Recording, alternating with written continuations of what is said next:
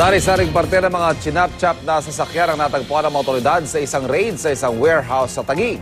Isang pulis naman ang itinuturong nagmamay-ari ng nasabing warehouse. Narito ang report ni Isay Reyes.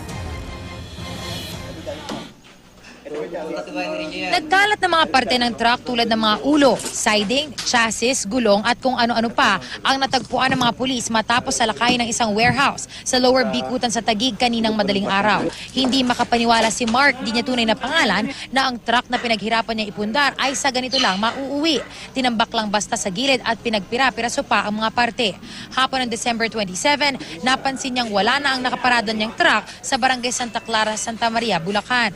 Mabuti na lang at may GPS kaya't agad nilang na-monitor ang kilos nito at sinumbong sa pulisya. Malalungkot talaga kasi nga ito lang yung kabuhayan ko, and then ano pa yung nangyari, ganyan pa. Si Renato naman, nawalan din ng truck noong December 27 ng madaling araw. Mabuti na lang at may palatandaan siyang pangalan. Po pinagtataka namin eh. Kasi wala naman silang susi. Hindi naman wala naman silang binasag na salamin or ano, kasi wala naman pong bakas doon sa pinagparadahan. So mukhang magaling. Magaling ho talaga siguro. Sa loob ng warehouse, hindi na nakita ang mga makina ng mga truck dahil mukhang naibenta na.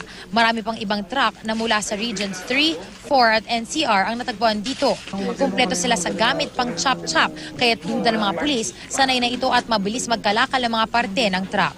Nakita pa nga ang mga papeles, ID mula sa iba't ibang kumpanya, mga plate number, UP at mukhang itatapon na rin. Kumpleto sila ng gamit. So, isang idlap lang siguro, mga 3 hours kaya nilang chop-chopin to. Siguro hindi lang isa o 2-3 mga taong nag-chop-chop ito, siguro mga 5. Isang pulis ang itinuturong nagmamay-ari ng nasabing warehouse bagamat patuloy pa rin ang investigasyon.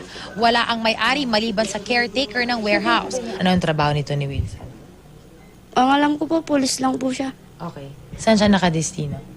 Dito lang po yata sa Bagong Bayan. Maharap ang may-ari sa reklamong carnapping.